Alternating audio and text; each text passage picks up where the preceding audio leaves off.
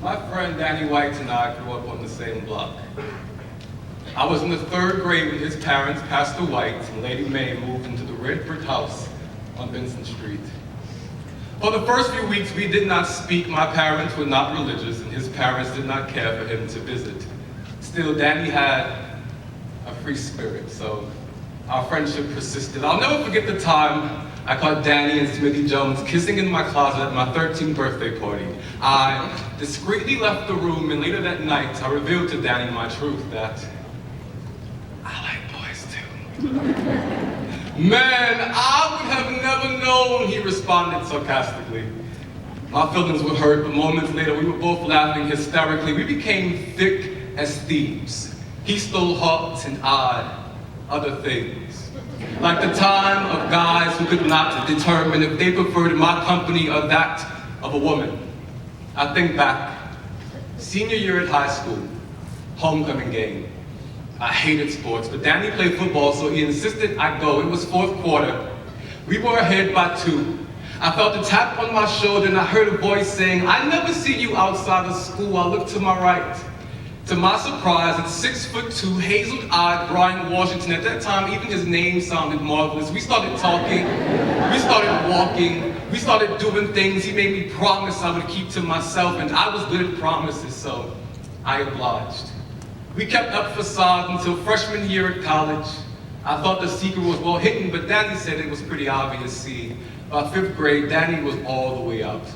Had no qualms about identity. People liked him because he was cool and he could also bench press a $150 pretty easily. I operated differently. Cool by association. I hated attention and I hated the thought of anyone thinking about my sexuality. Danny would try to school me whenever he thought I was getting too attached and could not separate emotion from facts. Fact, he'd say. Over 79% of people in Texas living with HIV are men. What helps? PrEP. To be honest, I thought he was applying for a selling position at T.R.U.T.H because he went on about this pill. He was like, "Bro, for real, think about getting a prescription, especially if you're dealing with Mr. Washington. Be cautious. Don't let endorphins overrule your senses. Then 3 to 6 months from now, you're in the doctor's office dealing with the consequences, because fact, love will not protect you.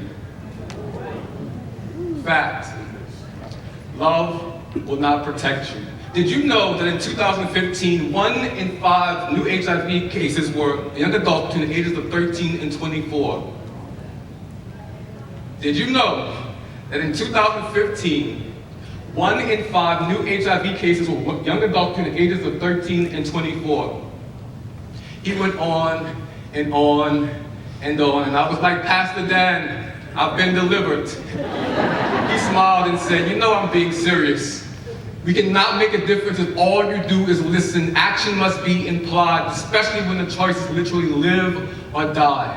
Just here in Texas, over 86,000 lives have been affected. More than 20,000 have yet to be tested. We become numbers and statistics. Stick figures on charts. Misinformed, neglected, losing before we even start. He said, "But you know we're in this together, right? And if you fight and I fight, we can achieve this together, right?" I was kind of exasperated, so I said, "Pastor Dan, what are you talking about?" He said, "We have to achieve this together, you and I." And so I decided to go get tested that night, no lie.